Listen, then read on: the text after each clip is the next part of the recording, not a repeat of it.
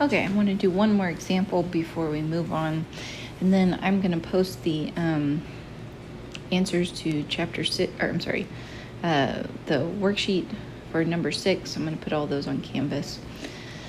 But we're going to do selenium. So we already did the electron configuration, but now we're going to do the orbital diagram. So again, we'll start with 1s. Oops. Okay. There. 1s. Again, we only have one line because S only has one orbital. 2s, and then 2p. So be sure to, when you're doing these, you need to label your lines so you can tell what you have. 3s, and then 3p, 4s.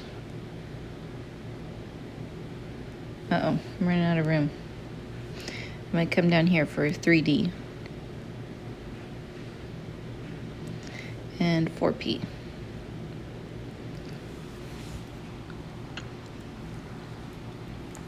So again, it's really helpful to have your electron configuration already done. It makes the orbital diagrams a whole lot easier. So we're going to go ahead and put these electrons in each orbital.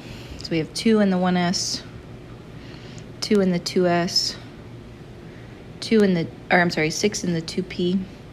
So remember Hund's rule, we put 1 in each orbital, and then we come back and we pair. Then we have 2 in 3s, and 6 in 3p, 2 in 4s, and then we have 10 in 3d. So we're going to do the same thing here in d. And then come back and pair. And then we have 4 and 4p, so 1, 2, 3. And then we can pair. Okay, so continue working on number 6 and do the electron configuration and the orbital diagrams. We are going to be doing something a little bit different for copper and chromium. So you may want to skip over those. If you're pausing this and working on the worksheet, don't do F or I yet. Okay, so I'm going to give you a couple of things that you can use to help you to remember what subshell to fill next. We aren't going very high, so if you wanted to just memorize it, that would be fine. Or you can use your periodic table. Group 1 and 2 represent the S subshell. The B groups, the transition metals, are the D subshells. And then the P subshells are on the right for groups 3 through 8. So the periods represent what energy level we're in. So the first period is just hydrogen and helium. And then the second has 2s and 2p. And then the third has 3s and 3p. And then the fourth has 4s, 3d, and 4p. So as you go across the row, that's how you fill. So first you'd fill 1s, and then you come down to 2s, fill 2s, and go over to 2p. Come down to 3s, go over to 3p.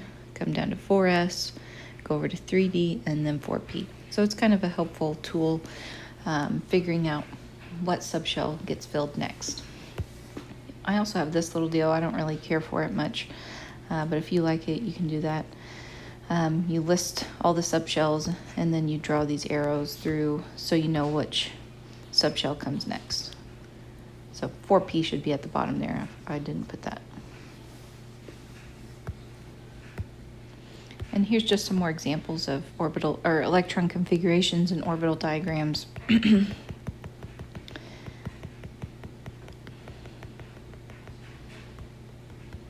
And they're all following Hund's rule. We'll just go over the rules. So off-ball tells us to fill from lower energy to higher energy. Pauli exclusion tells us that the electrons in the same orbital have opposite spin.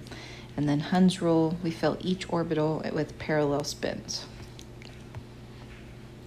Okay, let's get to abbreviated electron configurations.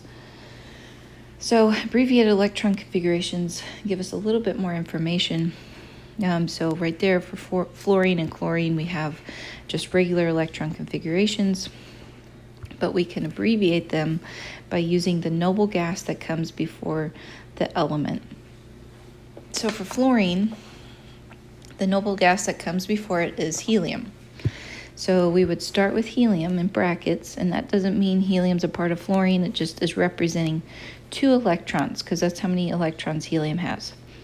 And then we go to 2s2, 2p5. So that's not much of an abbreviation, but when you get into atoms that have 80 electrons, this is really helpful.